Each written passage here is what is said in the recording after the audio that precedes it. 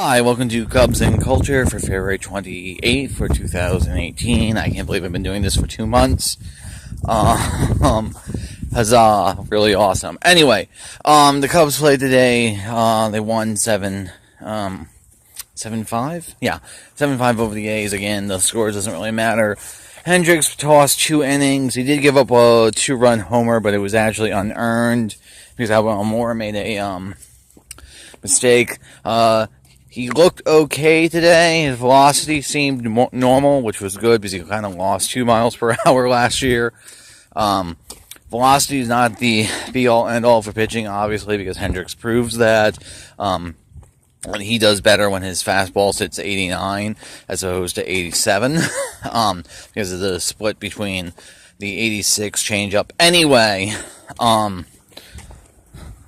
there's that. The best sort of news, though, is for the Cubs pitching. 12 Ks, no walks issued, including Justin Wilson, which is really, really cool, and Kyle Edwards, which is really nice to see. Again, ERA and FIP doesn't really matter, but you do want to see pitchers look good, and then you want the high strikeout and low walk totals because the side numbers are somewhat predictive in spring training. Kind of a quiet day for the offense. Jimmy's, how do you say his name? Darvish's likely personal catcher. Had a good day. He had 4 ribbies, 3 hits or something like that. Anyway, Baez had a walk, so that's fine. The one thing I do want to kind of talk is Hendricks. It was the pitcher. Yes. Today is there's 2 sort of central numbers and statistics for pitching. There's ERA, which is earned run average, and fielding independent pitching, or FIP. Hendricks is one of these guys whose ERA has always been... So FIP is a derived statistic trying to figure out how many runs the pitcher would have given up based off of not having his defense. So it's a way of trying to isolate the pitcher's pitching performance from the defensive performance. I think this is actually a little bit silly that this number exists because it's the pitcher doesn't just pitch, and so he is embedded in defense. And I have sort of a skeptical worry that you can actually isolate it. In any case, Hendricks' ERA has always been below his FIP number. Sometimes it's by as much as a run and a half. And the reason for that is the Hendricks has only slightly above or sometimes even just average strikeout totals.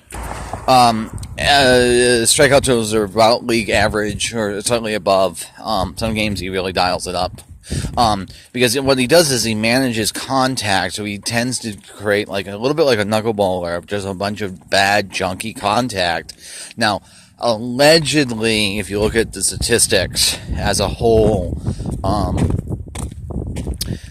contact rates are allegedly supposed to be random, and it's not something that the pitcher themselves can control. Pitchers aren't actually managing the contact. Now, I think that's because this research was sort of done around the sabermetric revolution in 2000. I don't think that's actually true. I think you can look at pitchers like Hendricks and Arrieta and Kershaw, who consistently, for years at a time, have below average contact rates, that it's not just a product of luck. It's something that their pitch selection or their location or the control they're doing. So FIP somewhat undervalues finesse or control pitching because it stresses strikeouts and home run rate being low. And I think, and this is one of the ways in which I think statistics aren't sort of objective, I think there's something of like a power pitching being more valued by FIP has to do with that it's power pitching, meaning that finesse guys use it so much about and more about like intelligence and trickery that obviously the guy that can just blow everyone away is much better pitcher because it's more power pitching and more sort of masculine, and I think that's a little bit silly. So I think Hendricks is still systematically devalued because WAR actually stresses FIP over ERA. Okay, so that's going to be it for today for Cubs and Culture. See you tomorrow. Have a good night.